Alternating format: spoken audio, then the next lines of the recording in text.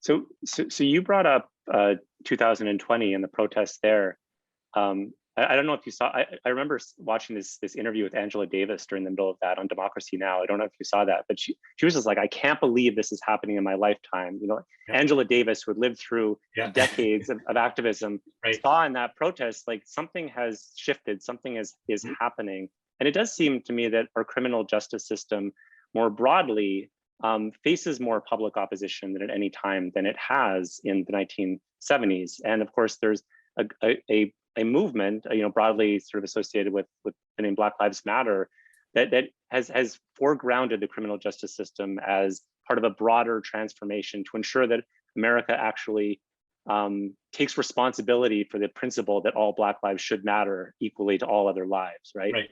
I'm curious sort of what you think of the recent activism, where you think things are going. Are you hopeful about the sort of what has emerged in the last few years?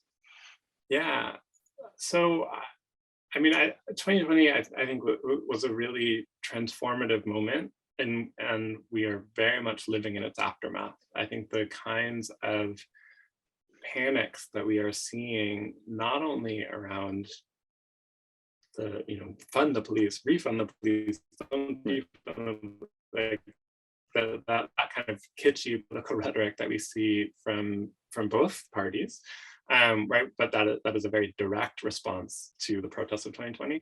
But also, I think a lot of the backlash to critical race theory and to and trans people, and even the increasing severity of anti-abortion politics is a response to 2020, right? Because 2020 was not only this massive, you know, series of ongoing protests everywhere around the country, but a remarkably multiracial set of protests around the country, right? Where you had a level of solidarity, and, you know, how sincerely did everyone, I mean, whatever, right? There are deep issues, and it's not to say everything was easy, but you had millions of people coming out to say this is wrong, right? You had millions of people coming out to say that the level of police power in this country is immoral and unsustainable.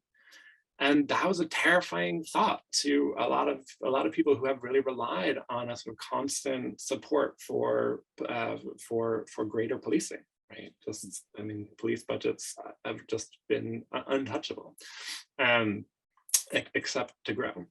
And so I think, you know, we have to recognize how much the attempt to, well, we should, like, if we have this level of multiracial solidarity, I think there are some people on the right who have said, okay, we need to stop the teaching about racism. We need to stop anything like this from ever happening again.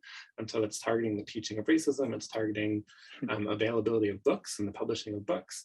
And it's targeting queer and trans people who you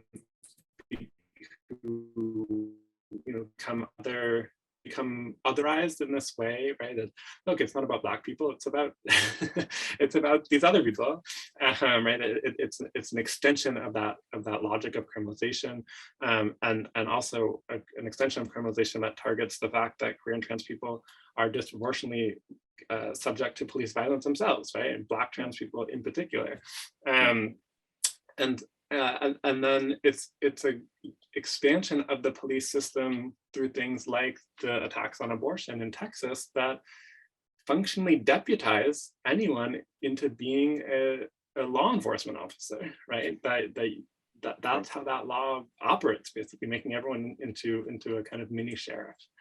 And so like the old slave militias. Exactly, 100%. That same model, that same logic. That same strategy. And so we're very much living in the world that 2020 gave us in some ways, right? Or maybe better said, we're living in the world of a lot of reactionary and dangerous people trying to prevent the possibility that 2020 showed us. I'm a horrible prognosticator of what will happen or can happen, and I think I'm not in any way privy to or a leader of the kinds of strategies that I think grassroots organizers are developing. So, but I will say that I think 2020 was a glimpse of something profound and powerful that we haven't seen in a long time. And and I think your reference to Angela Davis is quite apt. She was in 1970. She was saying that the prison system in this country was a mark of incipient fascism, right? Because of who it targeted and the way that it targeted people. And as we said a few minutes ago, that was a prison system of 200,000 people, right? And now we have a prison system of more than 2 million people. We have 70 million people who have some form of criminal conviction. We live in one of the most heavily policed countries in the world.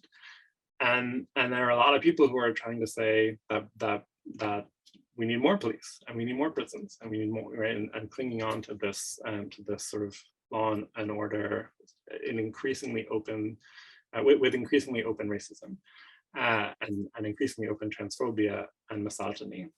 And so I think it's a very dangerous time. I think it's a very perilous time. I think it's becoming, I think there's a lot less pretense, right, than there was in the Obama years to what police reform could be, or right to the kind of tweaking around the edges that I think the kind of reformist logic has tried to hold on to, and I think the ability to hold on to that politely has dissipated.